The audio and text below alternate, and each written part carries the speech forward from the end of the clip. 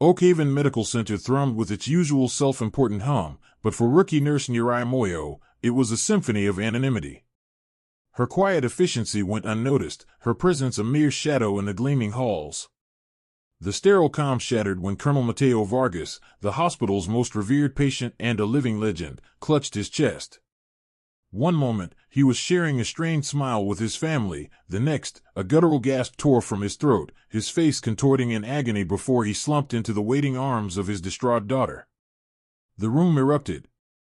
Doctors Thorne and Lee, paragons of Oakhaven's elite, swarmed him, barking orders, their faces etched with professional alarm. Nyarai, her heart pounding, saw the subtle, telling tremor in Vargas's left hand, the faint cyanosis around his lips, details missed in the frantic rush. When she murmured a quiet observation about his unusual breathing, Dr. Al-Hammadi sneered, "Nurse Moyo, perhaps you should fetch more gauze, not diagnose." The sting of dismissal was sharp, but as Vargas's monitors shrieked a desperate warning, a fierce, unwavering resolve solidified in Nyarai's gut. They would fail. But she wouldn't let him die. The ER bay transformed into a controlled hurricane around Colonel Vargas. Dr. Thorne, chief of cardiology, a man whose reputation for surgical precision was as unblemished as his polished instruments, took command. Beside him, Dr. Liwei, head of trauma surgery, a whirlwind of calculated energy, moved with a decisive, practiced grace. Monitors shrieked a panicked symphony, a testament to Vargas's rapidly failing heart. Thorne ordered an immediate echocardiogram, his voice sharp with professional urgency. Lee, meanwhile, barked instructions for an arterial line, his eyes never leaving the grim readings. Nyarai watched, her hands clenching at her sides. She saw the rapid, shallow breaths, the distended neck veins, the faint bluish tinge spreading from Vargas's lips to his fingertips. It was textbook tamponade, a heart suffocating in its own fluid. But there was something else, a subtle rigidity in his posture, a flicker of pain in his eyes that wasn't just physical agony but a deeper, more familiar resignation. Her mind, unbidden, flashed to the dust-choked tent in a place where the air was thick with gunpowder and desperation. A young soldier, shrapnel-riddled, the same terrifying pressure building in his chest, his life ebbing with every unheeded beat. Cardiac outputs plummeting. Thorne announced, his brow furrowing as the ultrasound technician struggled for a clear image. The pericardial sac is engorged. We need to drain this, now. Lee gestured to Dr. Al-Hammadi, the chief resident, a man whose ambition was only outmatched by his disdain for anyone outside his immediate circle of elite physicians. Kian, prepare for pericardiocentesis. Standard approach. Al-Hammadi moved with arrogant efficiency, assembling the long needle and drainage kit. Nyarai, her heart thudding a frantic rhythm against her ribs, knew. The shrapnel. It wasn't just the fluid, it was the source. Standard procedure, precise and textbook, wouldn't account for a migrating foreign body. It would only exacerbate the problem. Dr. Thorne, Lee, Nyarai began, her voice barely a whisper against the rising clamor, with respect, Colonel Vargas's service record, the old shrapnel. What if it shifted? A standard blind tap could. Al-Hammadi cut her off with a dismissive wave, not even turning. Nurse Moyo, this is a delicate procedure, not a guessing game. We follow protocol, not speculation. His tone dripped with contempt, an implicit reminder of her place. Thorne glanced at her, his eyes cold and uninterested. Nurse, ensure the patient is prepped and stable. We don't have time for conjecture. His words were a polite dismissal, but the message was clear, stay in your lane. Lee didn't even acknowledge her, his focus entirely on the monitors, which continued their mournful wail. A fresh wave of dread washed over Nyarai. They were brilliant, these doctors, the best Oakhaven had to offer, but their brilliance was confined to the known, the predictable. They weren't seeing the battlefield, the chaos, the unpredictable nature of metal tearing through flesh. They didn't understand the anatomy of a veteran whose body was a map of forgotten wars, a complex tapestry of old wounds and scar tissue. Vargas's vitals continued their steep decline. His skin, once ready with the spirit of a fighter, was now a ghostly pallor. Thorne, needle in hand, prepared for the conventional approach, his movements precise, confident. Lee leaned in, his gaze fixed on the EKG. Nyarai felt the hair on her arms prickle.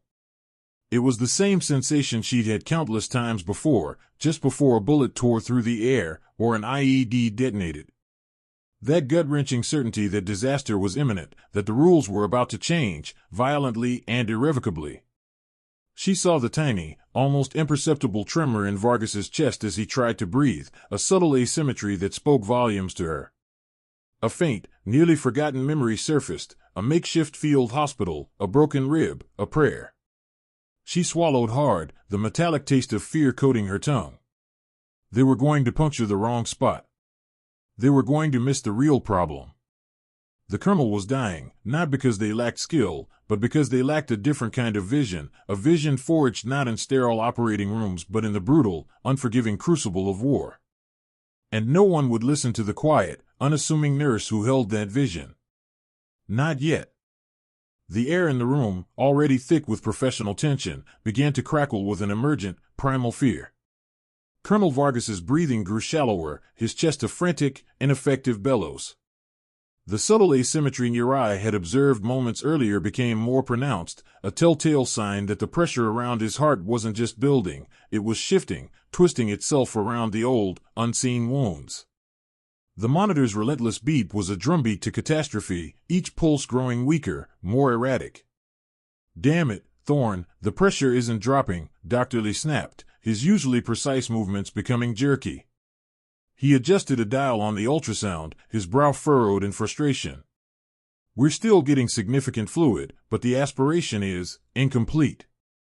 Dr. Thorne, usually a pillar of unflappable certainty, was visibly sweating. His eyes darted between the screen and Vargas's pale face. "It's unprecedented. His anatomy, the scar tissue from the old wounds, it's like a labyrinth in there. We need a clearer path." Kian, prep for a second attempt, slightly more lateral. Nyarai's breath hitched. Lateral. That was precisely the wrong direction. Her mind screamed with images from a dusty, makeshift tent, the glint of sunlight on a crude needle, the guttural cries of a soldier hit by shrapnel just like Vargas. She'd seen what happens when you underestimated the migration of foreign bodies, how they could settle in the most treacherous of places, turning a standard procedure into a deadly game of chance. The old shrapnel wasn't just complicating things, it was rerouting the very pathways of life and death within Vargas's chest. A standard approach, even a slightly modified one, was a blind dive into a minefield. "Dr. Thorne," Nyarai began, her voice barely a whisper, but laced with an urgency that clawed at her throat. "Perhaps, considering the unique nature of his past injuries, an approach that accounts for potential displacement?" She gestured vaguely towards Vargas's chest, trying to imply the shrapnel without directly stating her combat medic knowledge. Thorne didn't even glance at her. His focus was absolute, tunnel-visioned on the textbook solutions ingrained into his very being. "Nurse, we are well aware of the colonel's service record. Now, please, maintain sterile field. This is not the time for conjecture from staff outside their purview." His tone was not harsh, but utterly dismissive, like swatting away a fly. Dr. Lee gave her a brief, withering look, and Dr. Al-Hammadi, already flustered, just shook his head. A cold dread spread through Nyarai's veins. They weren't seeing it. They couldn't see it. They were looking for the perfect, clean entry point, while her mind was already calculating the trajectories of fragments, the give of compromised tissue, the way a sudden pressure surge could dislodge a silent killer. As Thorne adjusted the needle, his movements precise but guided by a flawed map, Vargas let out a guttural gasp. His eyes, which had been flickering, rolled back. The EKG monitor, which had been struggling to maintain a chaotic rhythm, suddenly flatlined. A piercing, incessant alarm shrieked through the room, a banshee wail announcing the arrival of death. "He's coding!" Lee roared, panic finally breaking through his professional composure. "Defibrillator! Get ready!" Chaos erupted. The controlled environment shattered into a maelstrom of frantic activity. Crash cart wheeled in, paddles slapped onto Vargas's chest, commands barked, interwoven with the relentless, horrifying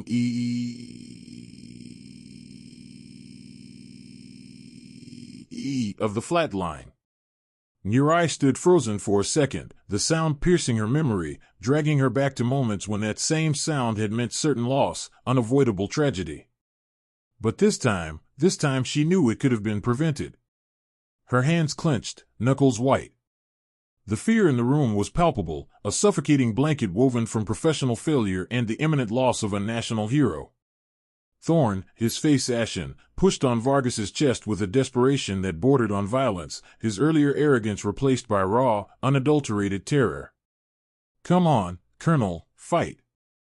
Damn it, charge to 200. Clear." A jolt coursed through Vargas's body, but the monitor remained stubbornly, terrifyingly flat. Another round of compressions, another shock, another deafening silence from the heart monitor. The clock was ticking, each lost second stealing away more than just oxygen. It was stealing the belief in their own expertise, eroding their carefully constructed edifice of medical infallibility. And Nyarai, the invisible nurse, was watching it all, knowing that a critical error had been made, and that the only one who could fix it was the one no one would listen to. Not yet. Isn't it frustrating when you know you have the answer, but no one listens? Nyarai feels that deeply right now, and it's a feeling many of us can relate to, being overlooked despite our unique strengths. If you're rooting for the underdog, for the quiet heroes who prove everyone wrong, then you're already part of our community. We invite you to make it official. Please, hit that subscribe button and join our global family of story lovers. Your support helps us bring even more thrilling, empowering tales like Nyarai's to life. Let's build something amazing together, celebrating every hidden hero. The word hung in the air, a phantom limb severed from the past, echoing amidst the desperate beeps of the flatlining monitor. "Commander." It was barely a whisper, a ragged breath escaping Colonel Vargas's lips, yet it struck the frantic room with the force of a thunderclap. His skeletal fingers, surprisingly strong, clung to Nyarai's hand, a silent, desperate plea. A collective gasp rippled through the medical team, cutting through the chaos like a surgeon's scalpel. Every head snapped towards Nyarai. Dr. Thorne, mid-compression, froze, his hand still pressed against Vargas's chest, his eyes wide with a confusion that bordered on terror. Dr. Liwei, who had been barking orders for another medication, let the syringe clatter to the floor. Kian Al-Hammadi, his face streaked with sweat, simply stared, mouth agape. For Nyarai, the world narrowed to a single point, Vargas's eyes, milky with impending death, yet holding a flicker of the sharp, unwavering recognition she knew so well. In that moment, the sterile white walls of Oakhaven vanished, replaced by the dust and din of a war-torn desert. The roar of choppers, the acrid smell of burning rubber, the frantic cries of the wounded, it all flooded her senses. Commander. The title, once her identity, had been meticulously buried under layers of humility, quiet observation, and the unassuming uniform of a rookie nurse. Now, it was unearthed, brutally exposed, by the very man who had once saluted her. Fear, cold and sharp, pierced through her. Not the fear of failure, but the terrifying prospect of her carefully constructed anonymity crumbling. She saw the questions in their eyes, Thorne's disbelief, Lee's suspicion, Kian's dawning, horrified realization. They weren't seeing Nyarai Moyo, rookie nurse. They were seeing a ghost, a deception. Her heart pounded, a frantic drum against her ribs. Every instinct screamed at her to retreat, to deny, to hide. But then, Vargas's grip tightened, a final, almost imperceptible squeeze. And in his eyes, amidst the fading light, Nyarai saw not just recognition, but absolute, desperate trust. This wasn't about her past, her lies, or her identity now. This was about a life hanging by a thread, a life he believed she could save. The old battlefield mantra, hammered into her during countless impossible situations, surged forward, focus on the patient. Everything else is secondary. The transformation was subtle, internal, yet absolute. The humble nurse, the quiet observer, the one who deferred to authority, began to recede. In her place, a flicker of steel entered Nyarai's posture, a quiet authority settling onto her features.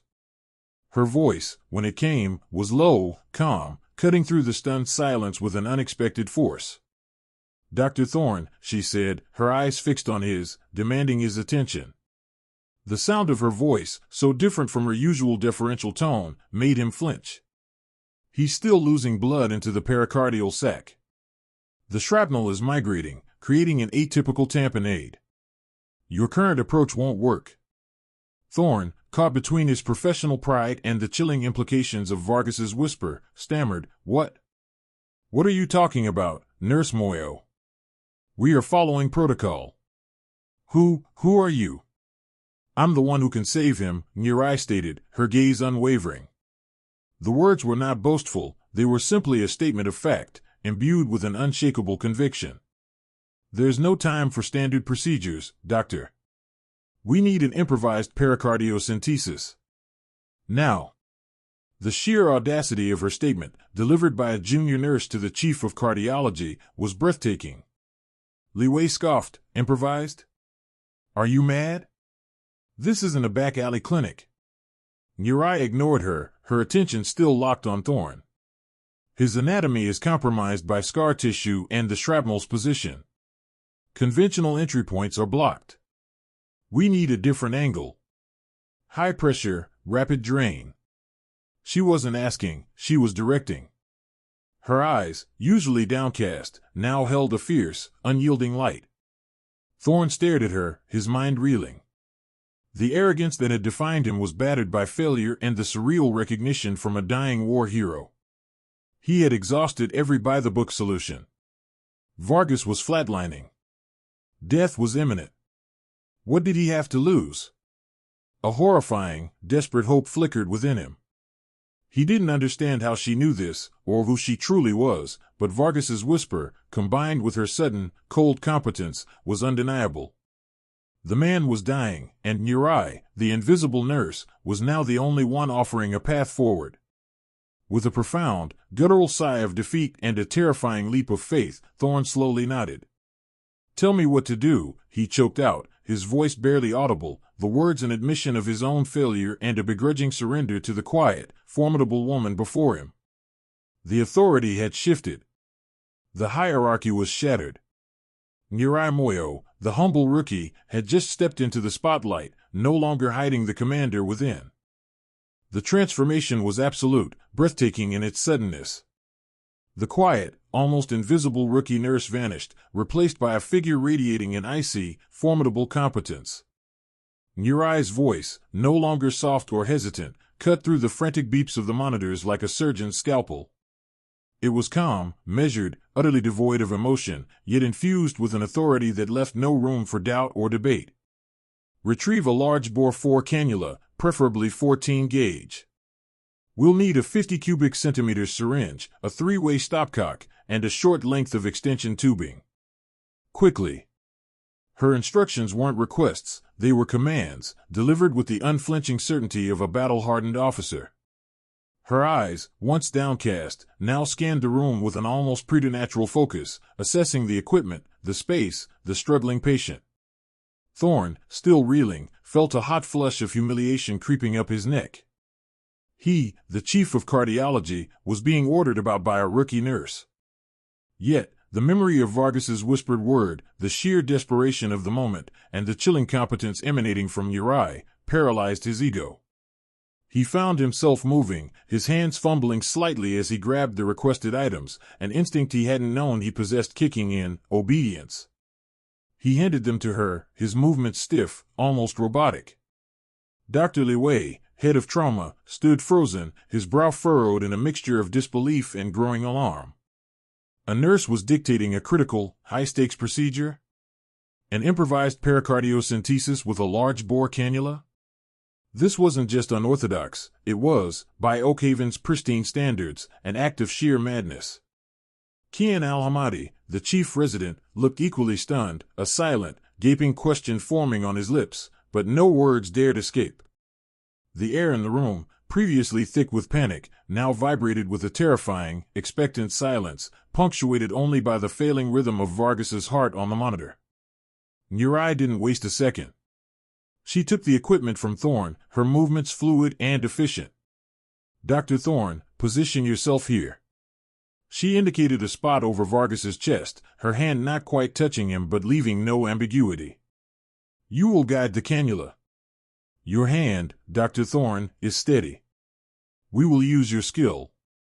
It wasn't praise, but a statement of fact, a calculated appeal to his professional identity, drawing him into her orbit. Prep the skin, widely. Dr. Lee, assist with ultrasound, but only for initial landmarking. I will guide Dr. Thorne by feel. The last phrase was delivered with such conviction that even Lee, whose reliance on cutting-edge tech was legendary, found himself reluctantly reaching for the ultrasound probe. By feel, he muttered, a phantom protest, but Nyarai didn't acknowledge it. Her gaze was locked on Thorne. Locate the xiphoid process. Angle superiorly, toward the left shoulder. Not too steep. We are aiming for the pericardial sac, not the ventricle. Nyarai's instructions were a stream of calm, precise directives. Thorne, his knuckles white, held the cannula. He could feel the eyes of Lee and Kian burning into his back, the weight of their disbelief almost physical. He was an elite surgeon, yet here he was, following the orders of a young nurse, performing a procedure in a way he'd only ever read about in dusty historical texts, and then only as a last, desperate resort. Feel for the subtle resistance, Dr. Thorne, Nyarai continued, her voice a low thrum of focused intensity. It will give way slightly when you pierce the pericardium. It's an almost imperceptible pop, but trust your hand. Her words, simple as they were, painted a vivid mental picture of a procedure usually performed with specialized kits and under rigorous imaging guidance, now reduced to raw, tactile intuition. Thorne hesitated, his hand hovering over Vargas's chest, sweat beading on his forehead. The sheer audacity of it, the colossal risk, nearly overwhelmed him. This was not sterile operating room procedure, this was battlefield triage, brutal and immediate. He risked not only Vargas's life but his own reputation, his career, everything. But Vargas's weak grip, Nyrai's unwavering gaze, and the flatlining monitor drummed one terrifying truth into his mind: there was no other way. He pushed. Slowly. Deliberately. Every nerve ending in his fingertips screamed with the tension. Lee and Kian watched, breathless, their medical understanding clashing violently with the scene unfolding before them. They saw not a nurse giving orders, but a commander directing a critical, life-or-death mission, drawing on a wellspring of experience they couldn't fathom. The hierarchy of Oakhaven, built on years of specialization and carefully cultivated prestige, was not merely bent, it was, in this moment, utterly shattered. And Nyarai Moyo, the quiet rookie, stood at the epicenter of its destruction, a calm, potent force. Thorne's hand, guided by Nyrai's unflinching gaze and precise instructions, pushed the needle deeper. Each millimeter felt like an agonizing mile, a journey into the unknown where one wrong move could mean absolute catastrophe. His own breath hitched in his throat, a raw, primal sound that was instantly drowned out by the frantic beeping of the monitor. Lee and Kian, rooted to their spots, were rigid statues of medical disbelief, their minds wrestling with the audacity of what they were witnessing. Nyarai, however, remained a lighthouse in the storm, her voice a steady bomb cutting through the chaos, her eyes locked on Thorne's, a silent promise of guidance. Then, a subtle, almost imperceptible give beneath his fingertips. A sudden, soft resistance yielding to a breakthrough. It wasn't the dramatic cinematic gush of blood, but a slow, deliberate release. A dark, viscous stream, thick as crude oil, began to siphon out through the syringe. The quiet hiss of it filling the barrel was, in that moment, the most beautiful sound Thorne had ever heard. The effect was instantaneous, profound. Vargas, whose skin had been a horrifying ashen gray, seemed to reawaken in an agonizingly slow, yet undeniable, surge of life. A faint, almost imperceptible twitch at the corner of his mouth. A gasp, shallow but unmistakable, escaped his lips, as if air, for the first time in an eternity, had found its way back into his lungs. The flatlining monitor, a chilling harbinger of death, began to flicker, hesitant at first, then blossoming into the reassuring, rhythmic spikes of a returning heartbeat. The beeping, which had been a panicked shriek, softened, settled, finding its own steady rhythm. A collective breath, held for what felt like an eon, rushed out of everyone in the room. Thorne sagged against the bed, his entire body trembling, a tremor that started in his fingertips and shook him to his core. The syringe, now partially filled, felt impossibly heavy in his hand. He stared at the dark fluid, then at Vargas's slowly returning color, then finally, his eyes, wide and disbelieving, snapped to Nyarai. She hadn't moved. Her posture, while still intensely focused, had softened just a fraction. A minuscule flicker of relief, so brief it might have been imagined, crossed her features, then vanished, replaced by her usual quiet composure. Her gaze was still on Vargas, monitoring him, ensuring the crisis was truly past. Lee and Kian stood frozen, their mouths slightly agape. The rigid lines of their professional masks had shattered, revealing raw, unadulterated shock. They looked from the now stabilizing Vargas to Nyarai, then back again, as if trying to reconcile the impossible reality before them.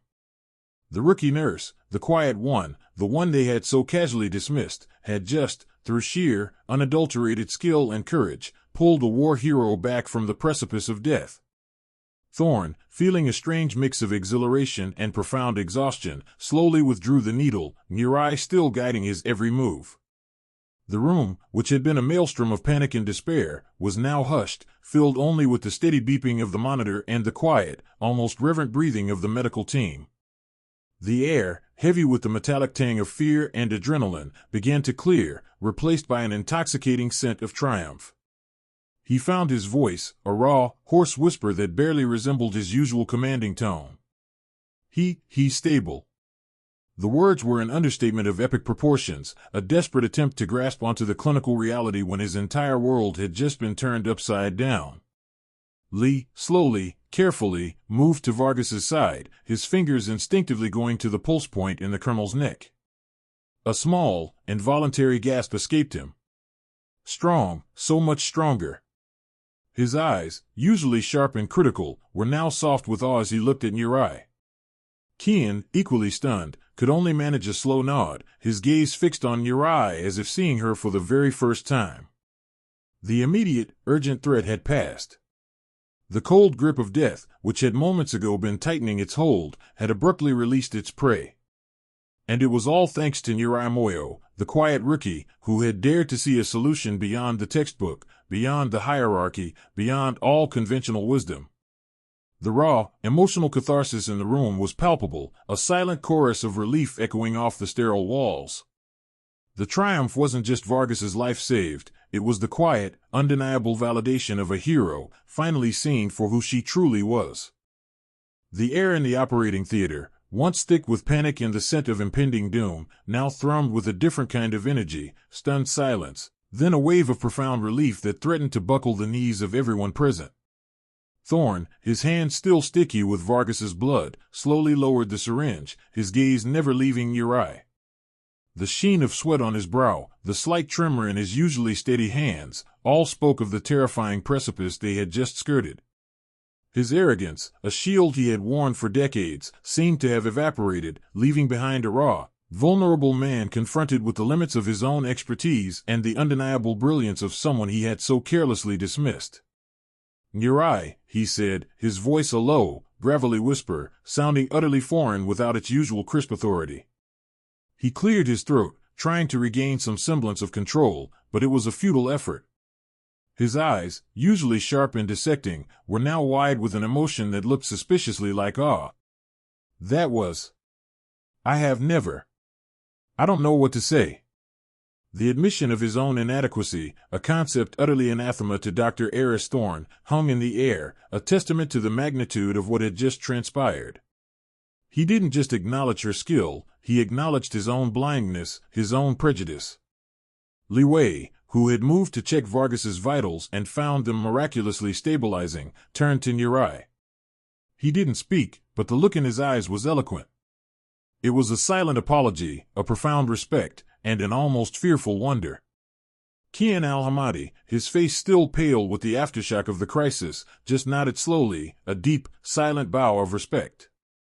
The chief resident, the heir apparent to Thorne's legacy, had just witnessed the entire foundation of his professional world crumble and be rebuilt by the quiet nurse he barely knew. The immediate medical team, a handful of nurses and a junior resident, watched Nyarai with open admiration. They had always known her to be diligent, humble, kind. But now, they saw a warrior, a strategist, a calm center in a hurricane. Her quiet strength, often mistaken for timidity, was now revealed as the bedrock of an extraordinary character. It was then that Colonel Vargas stirred. His eyelids fluttered, a slow, arduous movement, before his eyes, still clouded but clearing, found Nyarai's. A weak smile touched his lips, a profound gratitude in his gaze. "Commander," he rasped again, his voice barely a whisper, but clear enough for everyone to hear. He took a shallow, shuddering breath. "Always, the coolest head. Always there." The word struck the room like a sonic boom. Commander. It wasn't just a term of respect for a skilled medic, it was a rank, a title that spoke of leadership, of decision-making under unimaginable pressure. Thorne, who had been staring at Nyarai, now looked at Vargas, then back at Nyarai, 100 questions forming in his mind. Vargas, with surprising clarity for someone who had just been snatched from death's doorstep, sensed the confusion. He squeezed Nyarai's hand, a silent affirmation. "Nyarai, she wasn't just a medic, doctor. She commanded our forward surgical unit. In the worst places. The shrapnel, that was from a field hospital we were defending. She saved more lives than I can count. She was the best." His words weren't just a revelation of her qualifications, they painted a picture of who Nyarai truly was. Not merely a nurse with extraordinary skills, but a leader, a protector, a beacon of calm in chaos, forged in the crucible of war. Her humility wasn't a lack of confidence, but the quiet dignity of someone who had seen too much and done too much to ever boast. Nyarai, despite the sudden, intense spotlight, remained herself. A faint blush touched her cheeks at Vargas's praise, but her gaze was fixed on him, assessing his breathing, his color. "Just doing my job, Colonel," she murmured softly, her voice still quiet, still unassuming, even as the weight of an entire room's shifted perception pressed down on her.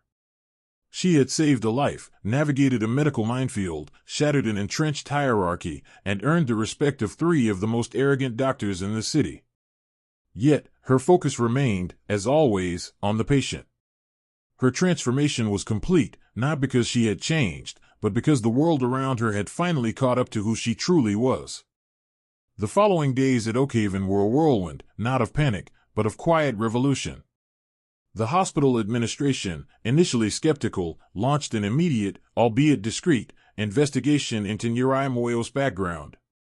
The records, once painstakingly shielded by a network of military bureaucracy and Nyarai's own fervent desire for anonymity, were now painstakingly unearthed.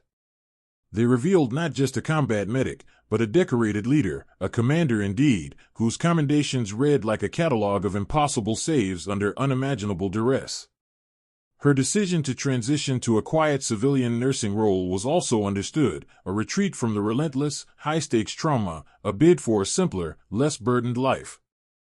The verification shattered Oakhaven's rigid hierarchy at its foundation. Dr. Aris Thorne, for his part, underwent a profound transformation. The arrogance that had once armored him now seemed flimsy, exposed. He issued a heartfelt, if somewhat stiff, apology to Nyarai, not just for his dismissiveness, but for his narrow-mindedness. It wasn't just a professional courtesy, it was a genuine admission of error from a man who rarely conceded a flaw.